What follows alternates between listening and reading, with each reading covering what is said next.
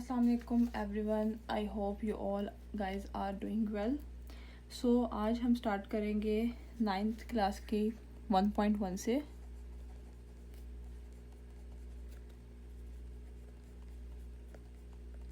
आज हम पढ़ेंगे कि how to find order of a matrix.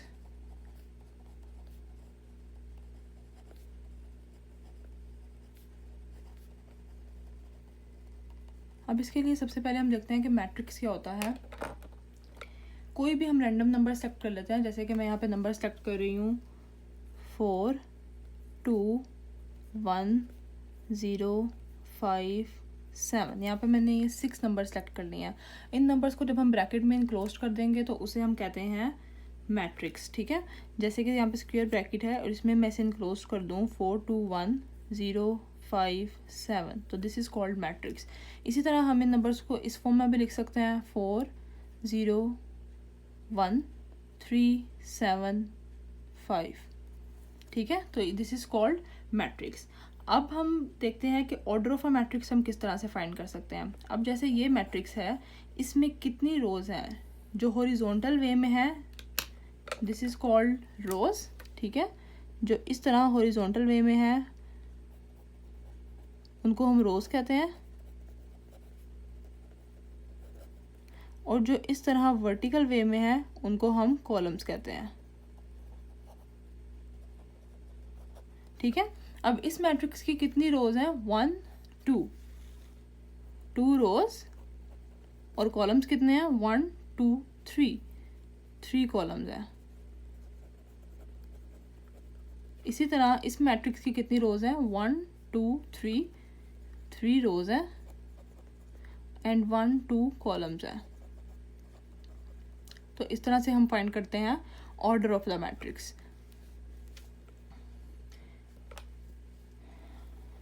अब देखें नेक्स्ट जो है ऑर्डर ऑफ मैट्रिक्स को हम किस तरह से आंसर की फॉर्म में लिख सकते हैं।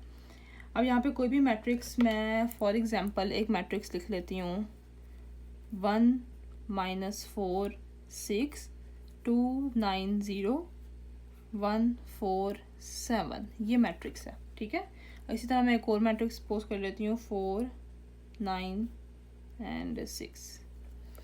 अब जो फर्स्ट वाला मैट्रिक्स है इसको सपोज कर लेते हैं ये ए मैट्रिक्स है और ये बी मैट्रिक्स है।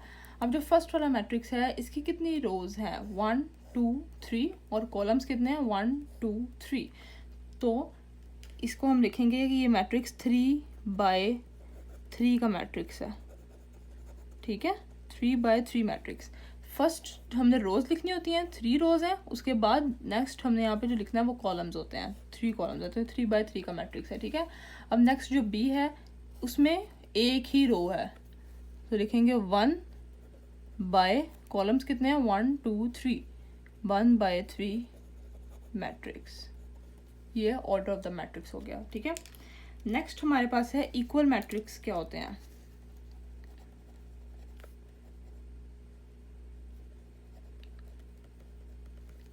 इक्वल मैट्रिसेस क्या होते हैं? अब यहाँ पे मैं सपोज कर लेती हूँ दो मैट्रिक्स, ए इक्वल है 2 3 -1 0 के, एंड बी इक्वल है 1 6 7 4 के। ठीक है, अब इन मैट्रिक्स के देखें, इन मैट्रिक्स में इसका ऑर्डर तो इक्वल है। देखें इसमें 2 रोज हैं 2 कॉलम्स हैं, इसमें भी 2 रोज हैं 2 कॉलम्स हैं, तो इन दोनों मैट्रिसेस का ऑर्डर तो सेम है, बट इनकी कॉरेस्पॉन्डिंग वैल्यूज, आमने सामने वाली वैल्यूज वो सेम नहीं है। ठीक है, तो इस वजह से हम लिखेंगे कि this is not equal matrix. A and B are not equal matrix. क्यों इक्वल नहीं है? इनका ऑर्डर तो इक्वल है बट इनकी कॉरेस्पॉन्डिंग वैल्यूज इक्वल नहीं है, दैट्स वाई एक जैसी वैल्यूज नहीं है, इस वजह से A and B are not equal. अब इसी तरह मैं एक और मैट्रिक्स सपोज कर लेती हूँ, ए इज इक्वल्स टू 4 2 + 3 6 4 -1। ठीक है, और बी इज इक्वल्स टू 2 + 2 4 + 1 6 2 + 1। ये मैंने सपोज कर लिया एक मैट्रिक्स, ठीक है। अब इनके जो प्लस माइनस वाली वैल्यूज़ हैं इनको हम ऐड और सब्ट्रैक्ट कर लेते हैं और मैट्रिक्स लिख लेते हैं फाइनल। यहाँ पे है 4 6 2 + 3 5 4 - 1 3। b is equals to 2 + 2 4 6 4 + 1 5 and 2 + 1 3। अब इन मैट्रिसेस को देखिए a और b को, इनका ऑर्डर सेम है, 2 रोज 2 कॉलम्स, प्लस इनकी कॉरेस्पॉन्डिंग वैल्यूज भी इक्वल है, सेम है, 4 4 5 5 6 एंड 3, ठीक है। तो इसलिए हम यहाँ पे लिख देंगे कि a and b are equal matrix, ठीक है।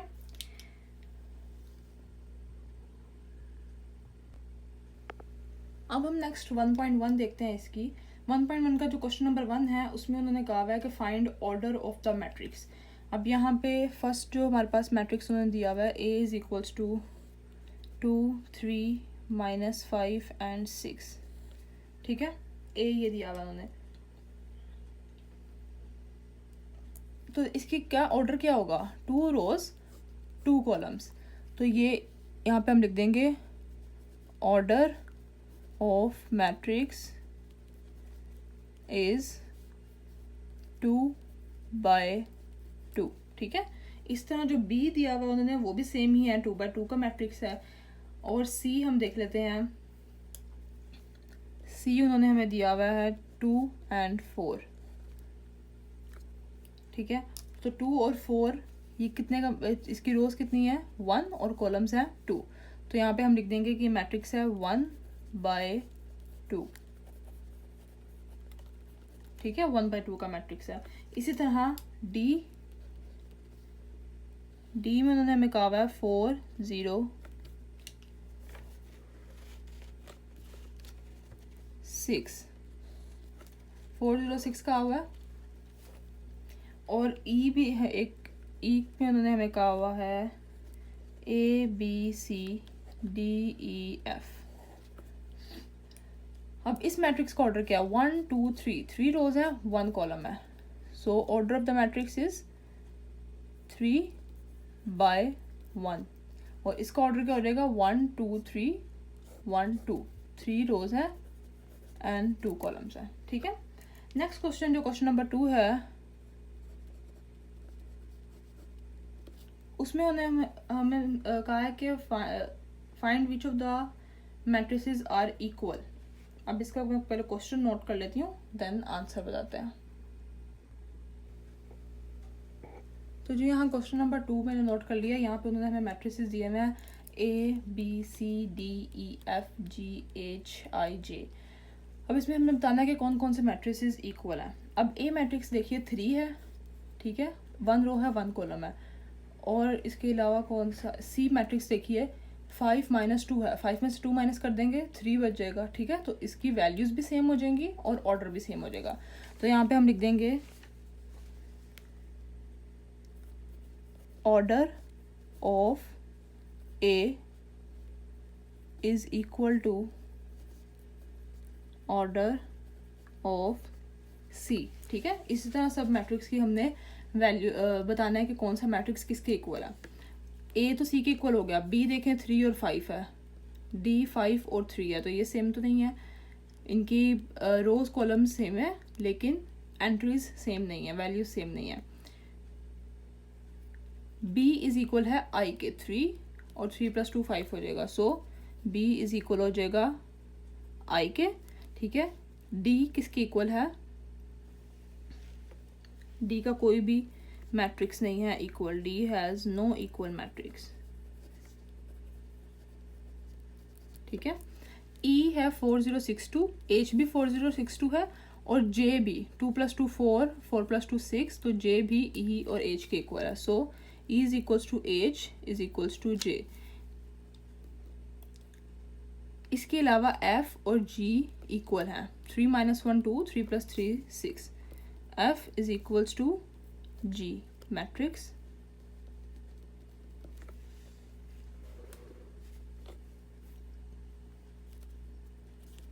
दैट्स इट, ये क्वेश्चन सोल्व हो गया। इसके बाद है हमारे पास क्वेश्चन नंबर 3। सो जी क्वेश्चन नंबर 3 हमने यहाँ पे नोट कर लिया। यहाँ पे हमने वैल्यूज़ फाइंड करनी है ए बी सी डी की। अब ये मैट्रिसेस इक्वल हैं, क्यों इक्वल है? क्योंकि इनकी रोज़ और कॉलम्स भी इक्वल हैं, ठीक है। रोज़ और कॉलम्स इक्वल हैं तो इनकी कॉरेस्पॉन्डिंग वैल्यूज़ भी इक्वल होंगी, ठीक है। तो इसलिए हम यहाँ पे नोट कर लेते हैं A plus C is equals to 0, A plus 2b is equals to -7, c minus 1 is equals to 3, 4d minus 6 is equals to 2d। ये हमारे पास इक्वेशंस हैं first, second, third and fourth. अब फर्स्ट इक्वेशन में a और c हैं, दोनों ही हमारे पास, अभी हमने दोनों की वैल्यूज़ फाइंड करनी है। सेकंड में a और b हैं, इन दोनों की में से भी किसी एक की वैल्यू हमारे पास नहीं है जो हम एक की वैल्यू पुट करके सेकंड निकाल सकें। तो इसलिए हम यहाँ पे c - 1 थर्ड इक्वेशन देंगे from equation 3, c minus 1 is equals to 3, c is equals to 3 minus 1 is equal को साइड पे जाके +1 हो जाएगा, तो c is equals to 4। ये हमारे पास आ गई c की वैल्यू। अब हम c की वैल्यू को फर्स्ट इक्वेशन में पुट करके a की वैल्यू निकाल सकते हैं, ठीक है। तो यहाँ पे हम लिख देते हैं put value of c in equation 1, a plus C is equals to 0, a plus C की जगह 4 लिख देंगे,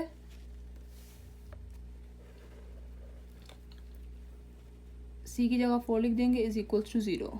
सो a इज इक्वल्स टू -4 +4 उस साइड पे जाके -4 हो जाएगा। नेक्स्ट c की और a की वैल्यू आ गई। a की वैल्यू को हम सेकंड इक्वेशन में पुट करके b की वैल्यू फाइंड कर सकते हैं, ठीक है, इसी इक्वेशन में पुट करके। सो यहाँ पे हम लिखेंगे put value of a in equation 2। Second equation है a plus 2b is equals to -7, a की जगह -4 plus 2b is equals to -7, -7 और -4 इस साइड पे जाकर हो जाएगा +4। -7 + 4 इज इक्वल्स टू -3, ठीक है, और यहाँ पे आ जाएगा 2b।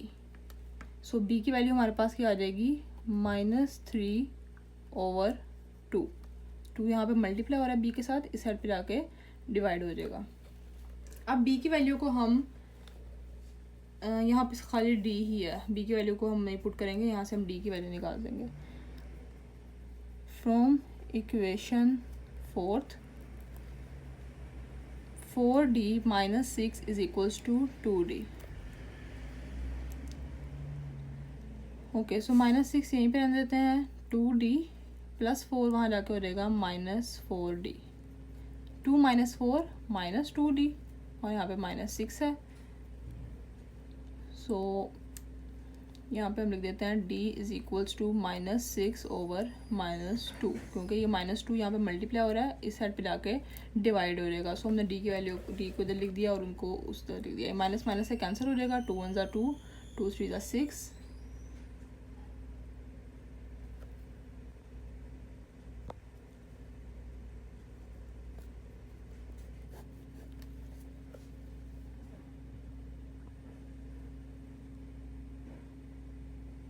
सो d की वैल्यू हमारे पास आ जाएगी 3।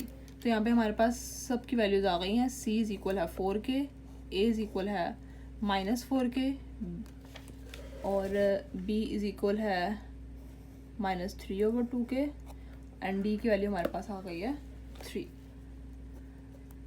सो ये हमारे पास हो गई 1.1 सॉल्व।